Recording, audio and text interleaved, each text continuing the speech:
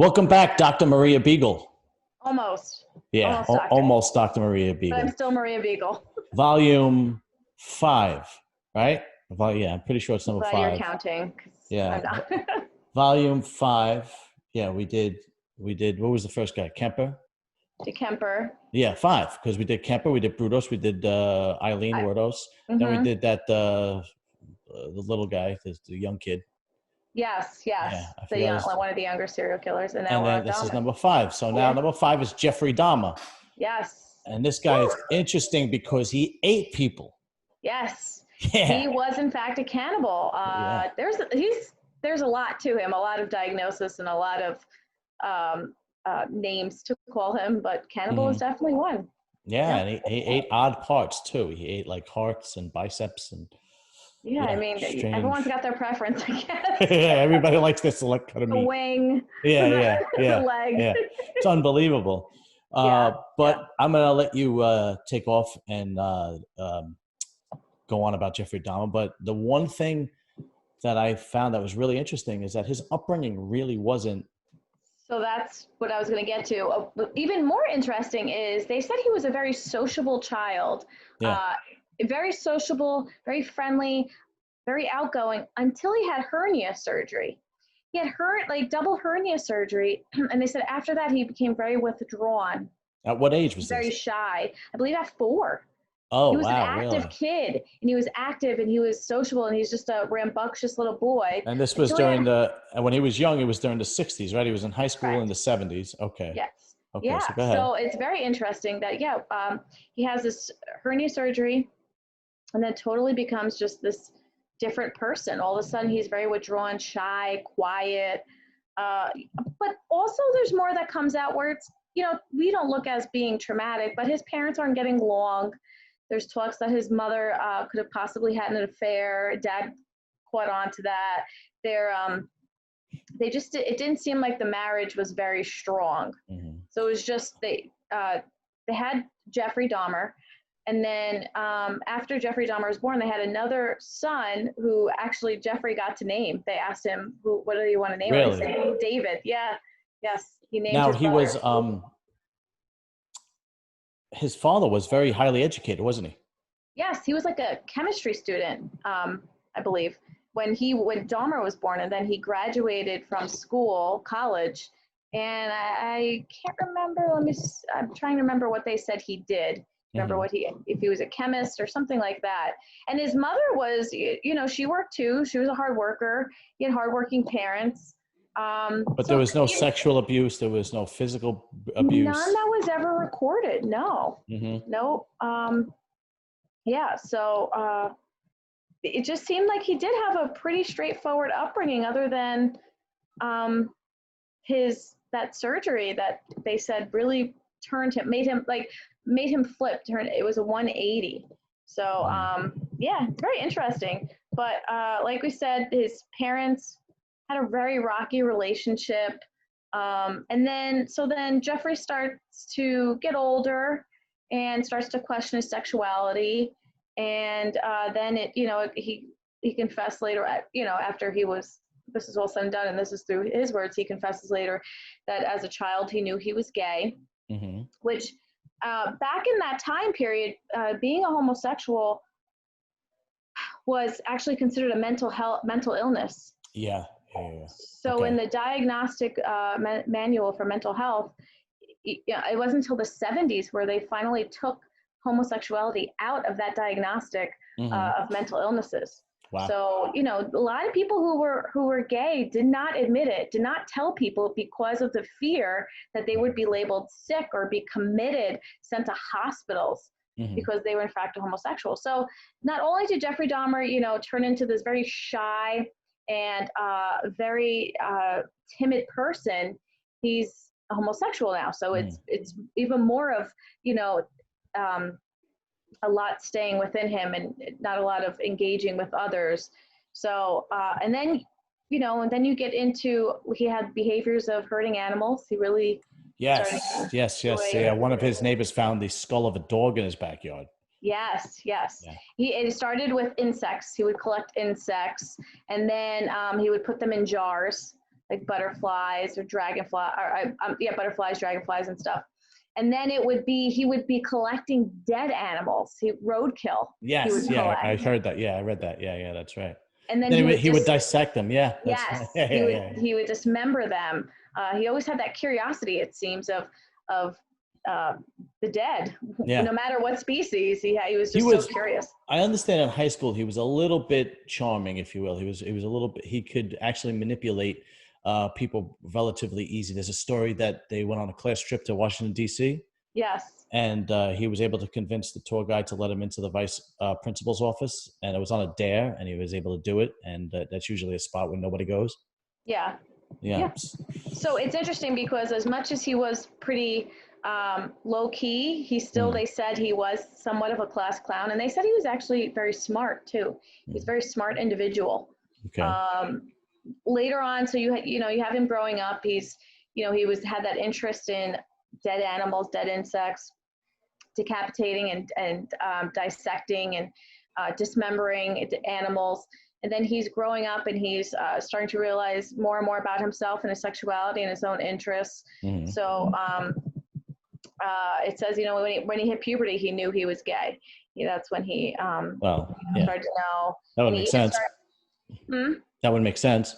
Yeah, and then later on, he said he did have relationships with boys his age, but they never had sex. So there was some relations he would engage in. So as much as the reports say he was a shy person, he wasn't as shy as we would think. He was still engaging with others. Like you said, he was that class clown, and he was very smooth, and people said he was very smart. So there was an instance of when he was a teenager and he would hide in the bushes. He was hiding in the bushes. Did you see that one? No, I didn't hear about that. Yeah, he was in a baseball bat. He was waiting for someone, a jogger that always was jogging. And he had fantasies about this jogger, and he would wait for the jogger. But that one day, that jogger actually never came by. So that was a missed opportunity. Oh, wow. Sucks for him. Yeah. Good for the jogger. Yeah, really. So it started to get to later on where he's in high school. His grades are declining. Parents hired tutors. And then around the same time as his grades are declining, his parents are splitting up. They're getting divorced. Okay. And that's when the whole idea or rumor or allegations of his mother having an affair. It just seemed like, he was going through a lot at that time. And again, he's finding himself, and he's not a typical person. Typical people don't enjoy or don't fantasize about beating people or dismembering insects or animals. And he had that in him. Right. And it was gradually growing. So he actually became a drinker. As he was getting older, he'd become a drinker. But when he was 18, they found him drinking in the parking lot, and his parents finally noticed that there was something wrong with him, but it didn't matter because they still separated. I think it was kind of like, yeah, he's okay, he's drinking, but we got to figure this out. We need to separate. We need to, And shortly after that separation, he committed his first murder. It was merely weeks after graduating high school. He committed his first murder in 1978, which is important to remember. 1978, he commits his first murder. He was living alone in an apartment that his parents had at one time, but both parents, when they divorced, they moved away. Okay. So, he's alone and he's fantasizing, and finally it just comes to a reality, and he's 18 and he commits his first murder. He picks up a hitchhiker. He lures them into his house, and they drink, and then he hits them over the head with a dumbbell. That's right. I read that. That's right. Where did he grow up? Was it Milwaukee? It was Milwaukee. That's right. Okay. Yes. And all his victims were men, right? Yes. Okay. And he also preferred minority men. I think his first girl. I think his first kill was a white person, but after that, it was either Asian and black and so on and so forth. Yes. Okay. So after he bludgeons this person, he does what he was doing to the bugs and the carcasses and the roadkill. He starts dissecting this body in his basement, and he would bury some of the remains, and then while keeping others. But he ultimately, no one ever found this body until later. Okay. So again, it's important to remember that this happened in 1978. And then nothing happens. No murders happen for a very long time. In fact, he then he joins a university, Ohio State University, but he continues to drink, and it's not working out. Yeah, he had gotten a few jobs, and he was really trying to go on the straight and narrow. And and then he drops out. Okay. So then he joins the military. Oh, okay. He joins the Army. And later, there have been reports that Dahmer had raped 2 soldiers. Really? In the Army. Mm-hmm. Oh, yeah, that very interesting. Yeah. So he, he drugged them and raped them, and it seems as though this wasn't reported until later. Or I'm sorry, no, it was report. Oh, it wasn't reported till later, but the Army discharged him because of his alcohol abuse. Right. Okay, that much I remember. Yeah, so he was. Yeah, a lot of his kills didn't come out until he was actually interviewed after he was arrested, right? And then he actually confessed. Right. Okay. Right. But again, remember, 1978 was the first murder. Mm-hmm. So he's honorably discharged from the Army, and so then he, what did he do? He traveled a little bit, and then he started to get jobs. And then he would rent rooms nearby hotels. He was still drinking a lot. A lot of his money went to alcohol. Mm-hmm. And then he returns to Ohio, where he went to Ohio State University. Okay. So then he returns, and he lives with his father and stepmother. Mm-hmm. And he wasn't a fan of it. He was still drinking. When was his first arrest? Because he was arrested. There was, I believe it was an early on, right? That he was arrested after he was trying to mess with some kid, right? A 13-year-old boy. Oh, okay. That's right. Yes. Okay. So, and later, yes. So this is, a lot later on. So he's bouncing from house to house. So, he's living with dad and stepmom. It's not working out. They see his alcohol abuse. Then he goes and lives with his grandmother, who he actually loved. He really got along with her. Again, it's not working out. So he's just going all over. He's starting to find himself in places in which, like, bathhouses that are filled with men. Okay. So, yes. So he's in, it's in there, I think he had his first kill several years ago, and now it's kind of like awakening the beast as he's getting older and older. Okay.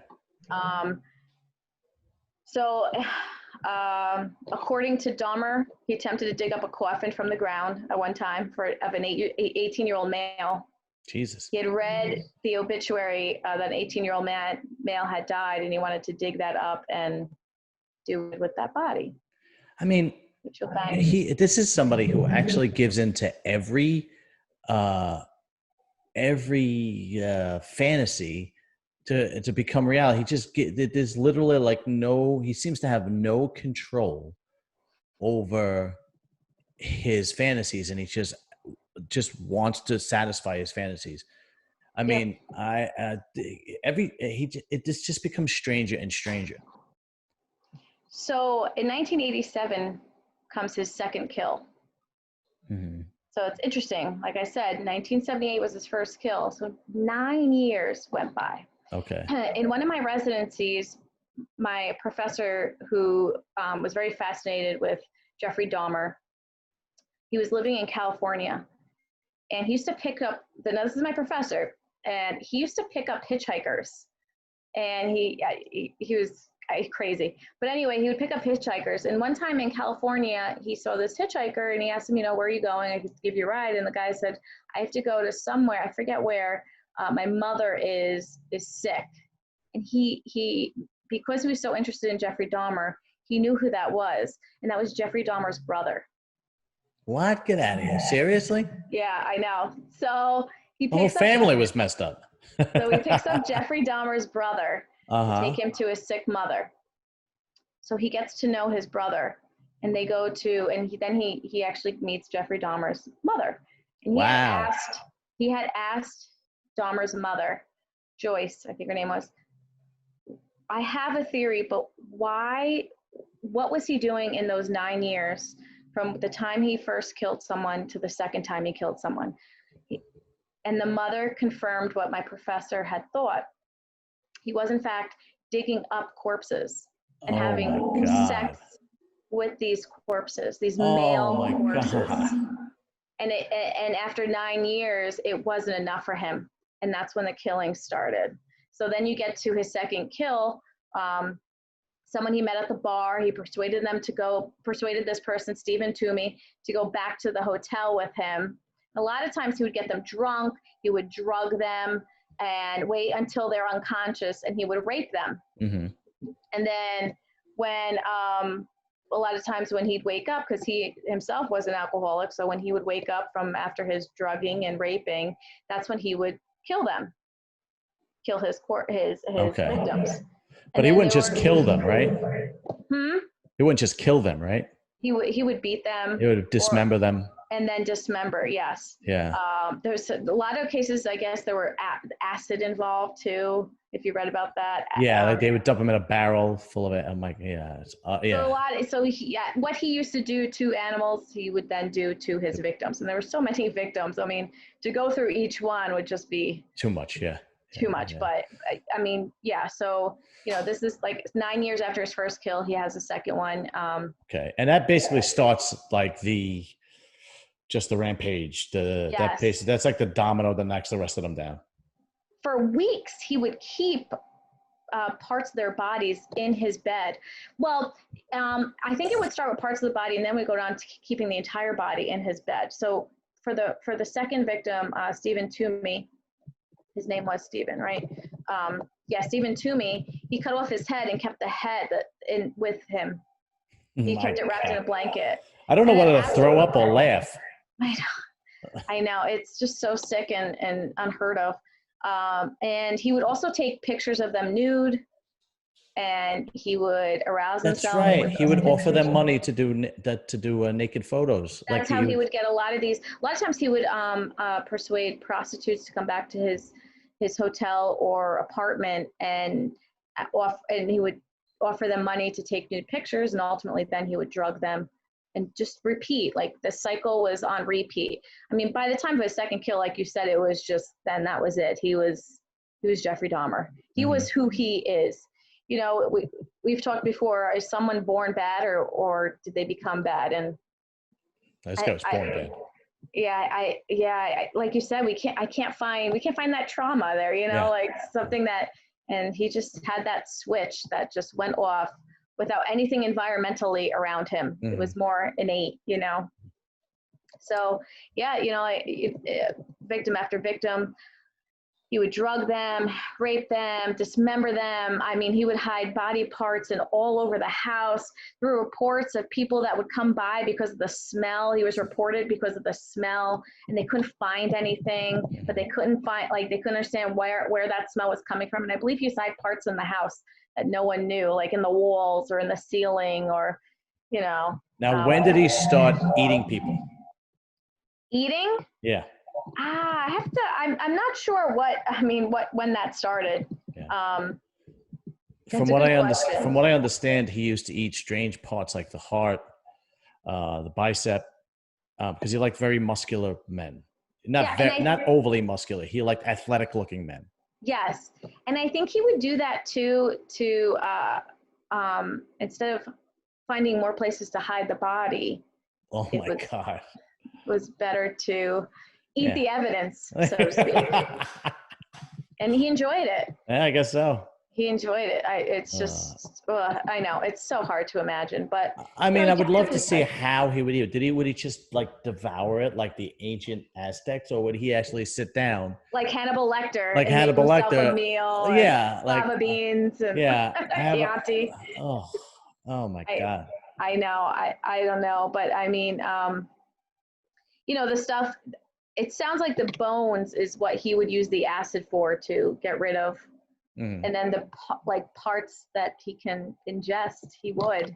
Oh, and the police Yeah. did find a head in his refrigerator when they finally were able to raid his apartment, right? And they found skeletal remains in his basement. There were tons. They found tons of remains.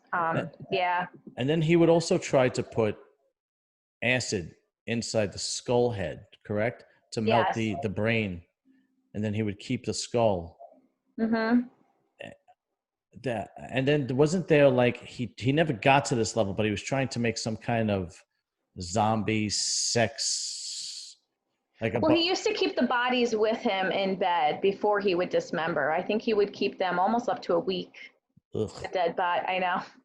He did the dead bodies in his bed. I mean, it's like the perfect relationship for him. He, they didn't talk. They Yeah. just laid there, and yeah, that's what he wanted. He wanted that control. I think he knew how awkward he was, and he was well aware of his issues. Yeah, And that's what actually got him life in prison. He weren't able to plead insanity because he was actually he really did know the difference between right and wrong and so on and Yes. so forth, because Yeah. he had to actually get really intoxicated before he started killing them, right? Well, yeah, and He so would drug them, rape them, then get blasted, and then actually kill them. yes, Yeah. yeah, and he had a lot of different diagnoses. I believe borderline was one. Borderline is one of the most difficult diagnoses to work with. Borderline's a personality disorder. Very defensive. They can be 100% wrong, but they're right. Like they'll try and convince you they're right, and they're just very, very much manipulative in everything they do. On top of which, he was diagnosed with schizophrenia, which is a lot of delusions and stuff like that. So I mean, he later reported a lot of anxiety and depression, suicidal thoughts. He was just a very sick man in so many forms, and so many people suffered from his sickness. And then, luckily, someone escaped. He tried to do it to. Yeah, I think two people escaped. Actually, no. One person escaped. That's right. One person tried to escape, but he was actually able to get him back into his apartment, right? Yes, and the other one he wanted to handcuff. That's right. And he couldn't handcuff him, and he took off and he ran. Right. And that's how he was found out. But the first person that tried to escape, he was still very much drugged, and yes. Somebody found him walking around naked, and he had bruises and blood and beating. Yep. And they called the police, right? Yes. And you could hear the 911 call, and the police came, and he actually convinced the police that we were just having a dispute, right? And this is my boyfriend, and it's just we were just having a bad argument, and the police basically summed it up to, yeah, it was just a boyfriend having a bad argument with his boyfriend, and they let him go back, and then he was able to kill him. And from what I understand, when they actually found out what happened and they finally arrested him, yeah, and the police chief actually suspended the two cops because they didn't go through it, any kind of. Oh, interesting! I didn't know that. Yeah, and they have the actual phone call. You could hear. They actually have the phone call where they call in about thinking that it's his boyfriend, and they're chuckling, giggling, like, yeah, this gay guy, so on and so forth. And then when they actually arrested Dahmer, and then all the evidence came out, and then they kind of went through what happened, then the police chief, I think he suspended both cops for like 30 days or something, 60 days. And when he got the boy back into his apartment, the cops came by again because Dahmer did have a record. I didn't know that. Yeah, and then he was able to convince them again that, no, we're good. And then he was actually, that's the one where he would drill a hole in the skull and he was injecting the acid into the skull. Oh my God. Yes. Yep. So, and then it was shortly, I think after that is when the one so it was in 1991 where he was then Tracy Edwards had escaped, a 32-year-old male. There were actually 3 of them that were able to escape.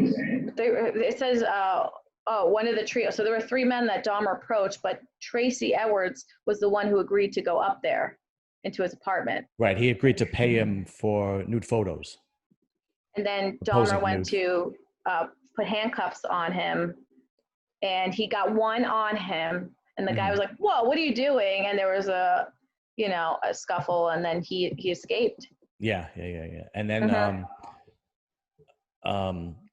what was I going to say? And then if you watch when the guy who escaped, when he's on the witness stand, he goes into detail about how he escaped and so on and so forth. And it is just, there's one part where Dahmer has a kitchen knife to his groin area and tells him, and he's on the floor, and his ear is by his heart. And he tells him, "I'm going to kill you and I'm going to eat your heart." And he was able to get Dahmer to relax, and then he was able to escape, from what I understand. Yeah. And then and he did try to handcuff him and so on and so forth. But it was basically the one thing that saved that guy is that he really didn't drink. So he made him a mixed drink while Dahmer was drinking a beer, but since he didn't drink, he wasn't able to get to drug. He wasn't drugged. Yeah. He was, yeah. And then when they finally got Dahmer, he was questioned by the police, and he admitted to murdering 16 men. Yeah, he also admitted he wanted to have kind of like he called it I forgot what he called it, a zombie sex. He wanted to make a mural of all the skulls, and he called it a zombie sex mural or something to that effect. But my friend, is schizophrenia. Oh, is that what it is? Jesus. Oh yeah. And he actually drew a diagram for when after he was arrested. And he actually drew a diagram that basically showed what he had planned to do, what he never got to do. Yeah. And then during the trial, they had, how they have an audience, they had a bulletproof glass before the audience because all the family members of the victims were there, and they didn't know what was going to happen. One lady actually freaked out and tried to attack him when she was on the witness stand. And then I think it was the mother of one of the boys that he killed, and they had to restrain the mother. Of course, rightfully so. I feel like any family would, feel that way. 16 boys, 16 young men, not all, boys, young men he killed. And he killed, he drugged, he raped, he killed, he dismembered, and ate. He decapitated, he ate, he raped again. When you have he was big into necrophilia. That's right. Yes. When you have sex with a corpse, that's considered rape too. The corpse cannot consent to sex. It's a good point. So that is absolutely considered rape. Yeah, it's amazing. And he didn't last very long in prison. No. No. Once they sent him to Gen Pop, he was a marked man. He was attacked twice. Yeah, the first time they screwed up. The first time, and the second time was in the shower. Yeah, they beat him to death. One guy. The guy, he was the guy was like a career criminal, and his name was his nickname was Christ, and he beat him with, I think, I don't remember, some kind of metal bar or something. That's what I heard. Yeah. He just beat him until he was dead, and then the first time they tried to slit his throat, and it didn't work. But you know what? I'm sure. I don't know. I'm just saying. I'm just guesstimating that the guards really went to. I would assume the guards really weren't too, overly cautious about taking care of him. I think his mother was very upset to hear about all of this. So what happened was he was beaten, and he was still alive. After, he didn't die in the shower. He was beaten and sent to the medical personnel, and he had died an hour later. I'm sorry. He was rushed to the hospital. But they were saying someone else was beaten with the same. Yeah, he had this guy Christ attacked 2 guys, and he was one of Yes, them. yes, I don't know and what he the was, deal was and with the he. other guy. So Dahmer died like an hour after the beating, and then this other guy Anderson was beaten with the same thing and died 2 days later. Mhm. So yeah, and that guy Scarver, I guess, another schizophrenic. He said God told me to do it.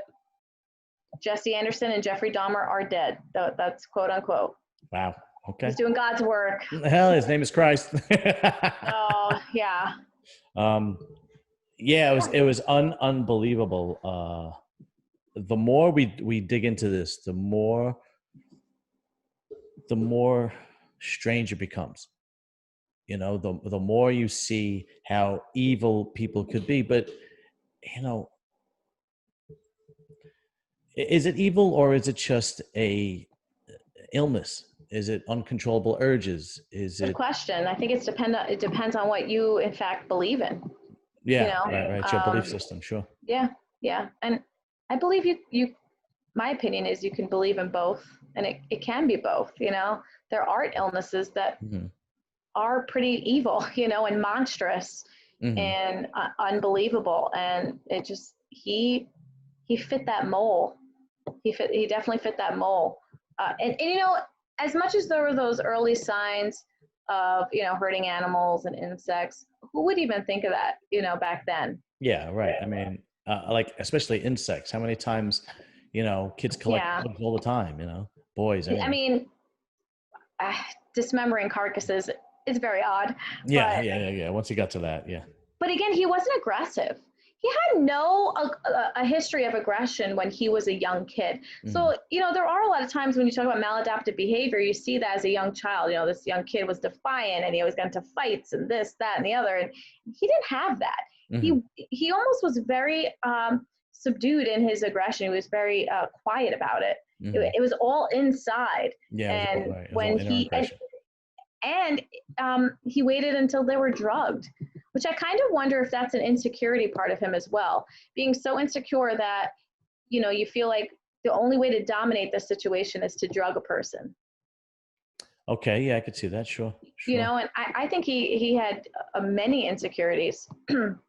In a time in which being homosexual was considered a mental illness, and and he was. It's just he's Yeah, very that's a interesting. possibility. That could be, yeah, that could be one of the issues too, right? The suppressing the actual sexuality. Okay, I could see that. I don't think there's one account for which he didn't drug someone, where he didn't Right, just naturally kill someone. He right. needed to drug them. Hmm. And I do think that's an insecurity thing. I think that could also be a power to feel as though more power, you Okay. know. But yeah, Now, once he was arrested and all this information came out, he almost became celebrity-like. yeah, And infamous. Yeah. yeah, and he actually, from what I understand, he actually started like some kind of copycat killers, right? There were other serial killers that kind of worshipped him, if you will, for lack of a better term. Oh, I did not read that. Yeah, there was a couple of, I forgot who. I don't know the names or Yeah. whatnot. And he was also one of the serial killers that was portrayed in Silence of the Lambs, right? I mean, Hannibal Lecter is basically pieces of very famous serial killers put together, and he's one of them. Yes. Yes, he is. Obviously, yeah, Yep. obviously because he was eating people. Mm-hmm. Yeah, I can't get that image of Ray Liotta's head This, exposed. Yeah, and him eating yeah. his brain. Yeah, yeah, it's pretty Yeah. strange. Yeah. Um, Um, yeah. I mean, that's in all my studies, I've not learned much about cannibalism. yeah, I yeah, don't. yeah. I don't think it's. Maybe I'm wrong. I just don't know if it's as common as the media, not media, but entertainment makes it out to be. Well, I think we spoke about this briefly once before. There was a cop I believe he lived in Queens, and he was a New York City cop, and they call him the Cannibal Cop. But he was actually able to suppress his urges, and he would actually release his cannibal-like urges onto a website that catered to strange fetishes. And he would be up all Interesting. yeah, he would be up all night. We could actually do that one next time. I mean, he's not a serial Yeah, I killer, like that. but then because it becomes because he never really did it. But he had these fantasies of killing his wife and eating his wife, and he would discuss it in this fetish website, if you will, with other people that had the same fetishes. Kind of like group therapy. And he would be up all night on the computer, on his laptop or whatnot, going through this. And finally, his wife, and he had a baby, and he was a cop, and he would go to work every day, but he was like, Jeez. he would have no sleep because he was up all night on this website. And Yeah. finally, his wife just opened up his computer, and he's like, "What is he looking at all night long?" And that's when the shit hit the fan. She reported him to the police and handed his computer over, and then it actually led to a huge investigation on that website. So I'm pretty sure the feds were able to investigate that website and pretend as if there's somebody, right?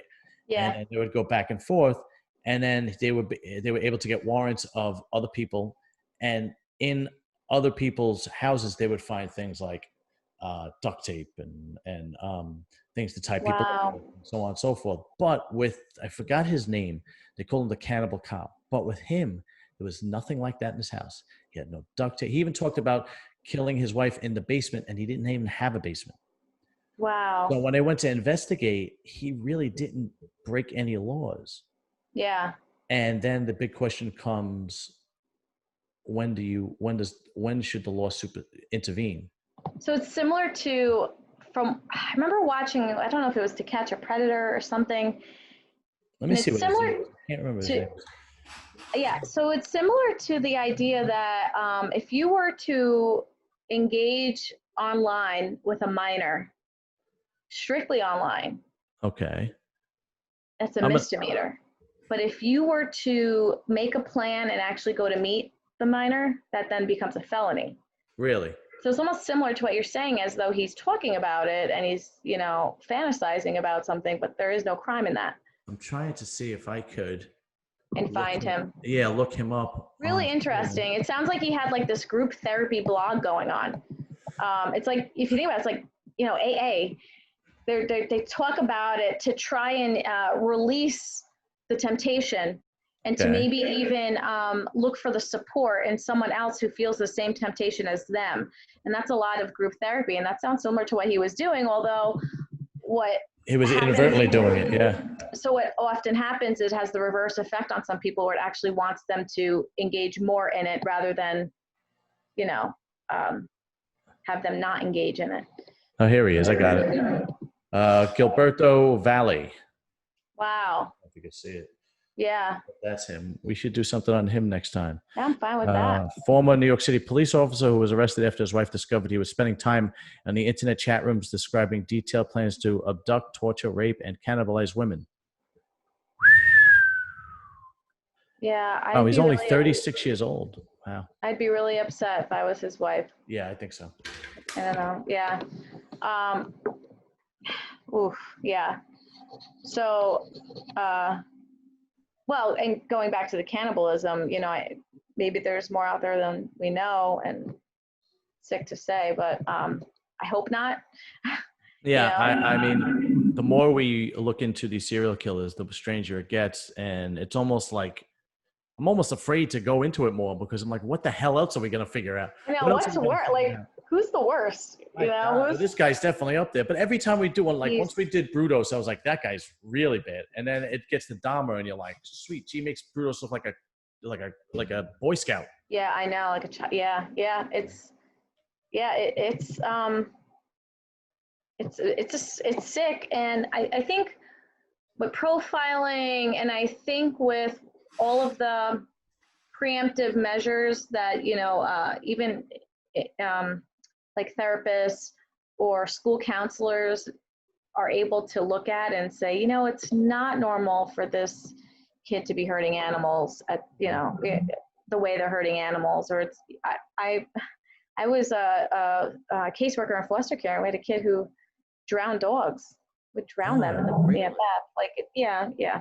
I feel worse when it comes to dogs than people. I see. The vulnerable. I always said, someone hurts the vulnerable. Animals, elderly, children, Mm-hmm. handicapped. it's just so despicable. It really is. Mm-hmm. So yeah,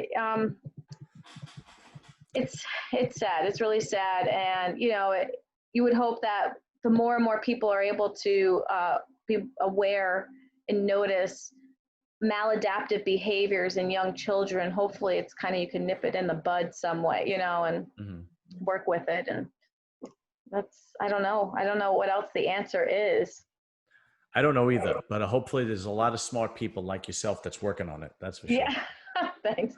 Well, honestly, I do think media helps a bit. Like, I do think when people watch like Criminal Minds, and you're watching CSI, and you're watching Law and Order, there a lot of that fiction is based on fact. Mm-hmm. Okay. Mindhunters, like you just Right. watching it, and you're like, well, if someone, hurting animals, that should be a red flag. I remember seeing that on TV, Sure. and that seems like a red flag to me. And Mm-hmm. hopefully that these shows do bring out some awareness to people. Is that why they stopped dissecting frogs in middle school? Maybe, maybe. Oh God. Yeah, I remember having to do that. Not a fan. Yeah, me neither. Not a fan. But well, listen, this one was really, really interesting, and I actually had fun watching the documentary before I spoke to you. Yeah. We have to figure out who we're going to do next. We might do the Cannibal Cop. Oh, it's not nearly as interesting, but like I said, you do get into that debate of whether or not the law has to intervene or not. Yeah. I mean, there's Son of Sam. Yes, Son of Sam. There's Dog Toll. We never did Bundy, right? There's Bundy. Right. No, there's plenty. Well, like you said, well, unfortunately, we'll never run out of serial killers to talk about. No, and there's so many that we've never even heard of, and yeah, that's sad too. I often wonder, going back to Dahmer, and he died in prison. I don't remember how. Do you remember how long he was in prison for? Not long. Wasn't long. No, it was only a few years. I think once they put him in Gen Pop, he was a marked man. I think it was 3 years. Did he die in '94? Let me see. I think you might be right. Hold on. Let me see. So I kind of wonder, these families of the victims, they never really got, like, do they consider that justice? It's only 3 years. I wonder if they consider it justice that he was beaten to death, good. Or were they like, you know what? No, he didn't serve his time. Yeah. Like, I wonder where they are in that mentality. I have to believe that there couldn't be any form of satisfaction. Because nothing's bringing, I mean, there might be some type of, what I mean is 100% satisfaction. It's like, okay, an eye for an eye. I feel better now. I can't believe that, only because nothing's bringing your son or daughter back. I'm sure you're very happy. Your inner primitive being is very happy that this person got what he got.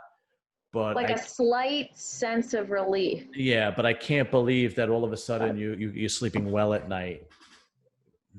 Yeah, I'd have to believe that is a curse on a parent. Yeah. I agree.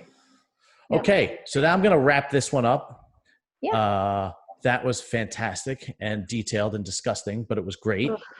And I will be back. I don't know who we will be doing next time, but we'll definitely be back, and I will definitely have more serious and silliness videos coming up.